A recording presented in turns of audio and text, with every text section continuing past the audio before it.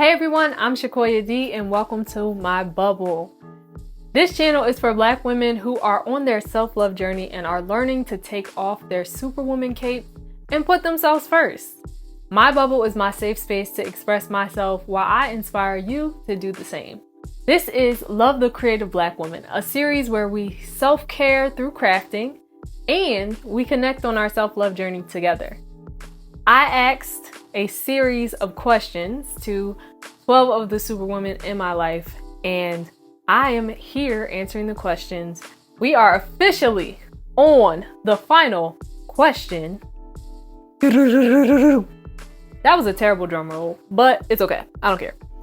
The final question is, what does or what would that safe space look like for you? Okay, I kind of answered this a little bit in the last episode, but I'm gonna go a little bit more in depth. So the last question, make sure you go back and watch the last episode if you haven't seen it already.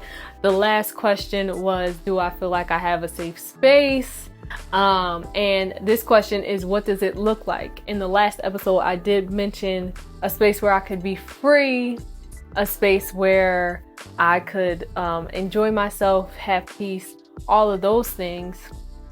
So I guess if we are describing my safe space in a utopia sense of the word, I really gotta think, okay, what would it look like? All right. Of course there will be music. There has to be music.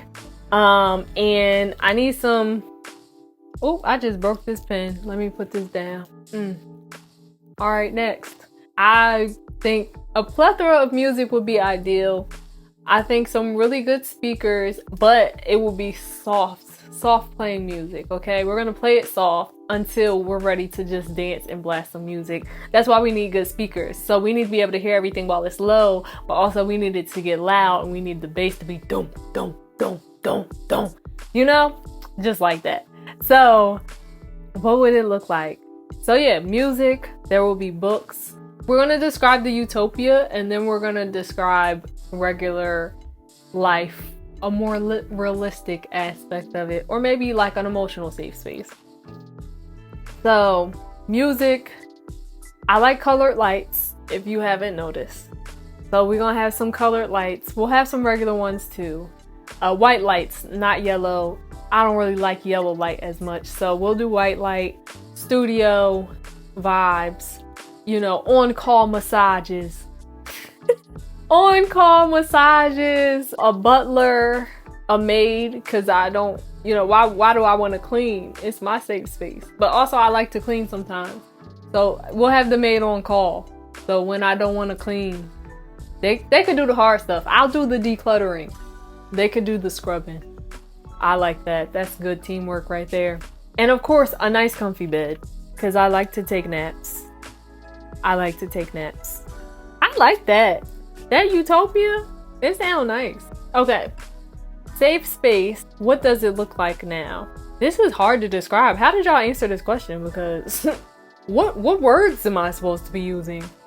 The safe space, what it looks like now is, it's really like people allowing me to express myself authentically without judgment. A lot of my life, I realized that I kind of toned down my personality, I guess, to better fit what people, I guess, thought I should act like or be or whatever. I learned more recently, and I guess I did this subconsciously. I think that's what happened. Is that I did it subconsciously, or I did it so young because whatever happened or whatever was said. And I also read The Big Leap and I figured out some hidden barriers and all of that stuff. That's a whole nother episode. The Big Leap could be one episode too. The Big Leap could be a whole series. Anyways, but I started figuring out, like, you know, certain things that were kind of holding me back, but also some things that triggered me or certain trauma moments and stuff like that. And I realized, because I didn't know this, but apparently I have a big personality. Yeah, me. I don't know. I didn't know. I I just thought I was being me. I've met people with big personalities. I'm like, that's not me. I'm your regular size personality. What are you talking about? But I guess I toned down my personality a little bit because I wanted to fit in with people when I was younger. So now in my safe space, I can express myself and be as goofy as I want to be, or as quiet into myself as I want to be, because sometimes I literally don't want to talk. There are days where I wake up and I do not want to speak. I will literally, well, Damani don't really speak when he wake up anyway, so it works out perfectly. But like sometimes I just, like if he asks me something, I will either nod my head or shake my head, or I think I've even texted him before when I didn't feel like actually speaking, or I typed it out in a note and just showed him my phone. It happens. My safe space allows me to be me. I can sing as loudly as I want to. I wasn't always able to do that as a child. You know, your parents be coming home from work and they be tired, and you be up there like singing your ABCs and singing the Muppets and all that stuff, and they be like, hey, I'm trying to sleep. And you know, so I can just freely express myself. I can sit up here and craft. I can sit up here and craft all day if I want to, and nobody's gonna ask any questions. They're just gonna be like, oh, do you need the studio the whole time? Because I need to use the studio. That's probably all they're gonna say. But I think that that's like one of the key ingredients to my safe space currently, as well as I actually have help if I need it. And I'm still working on asking for help, because I know that it's here, but I'm so used to doing everything that I guess in the back of my mind, I'd be like, I shouldn't need help with this. This is an example. I'm trying to pull into our driveway and we have a gate and it's hella windy outside. And instead of texting somebody like, hey, can you actually come out here and hold this gate open? I was like, you know what? If I drive really fast, I can make it in the gate. I can do it. I know I can. And if I need to get out and push the gate back open, I'll do it. I'm driving.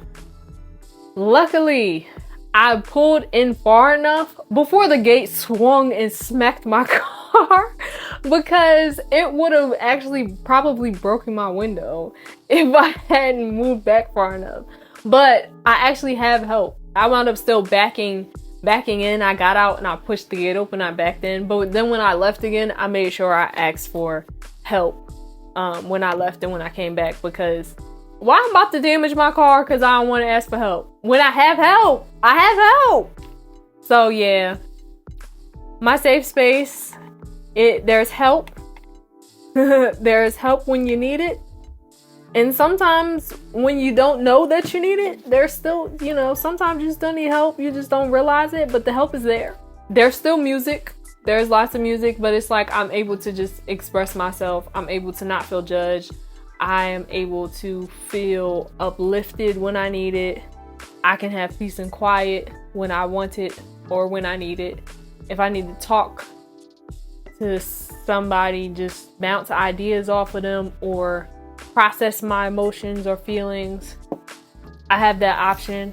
But I also make sure that, you know, they have the mental capacity to, I guess, talk to me and all that stuff and help me and stuff like that before I just be like, oh, you're here, I need you, da da da. Cause like, who wants that, you know?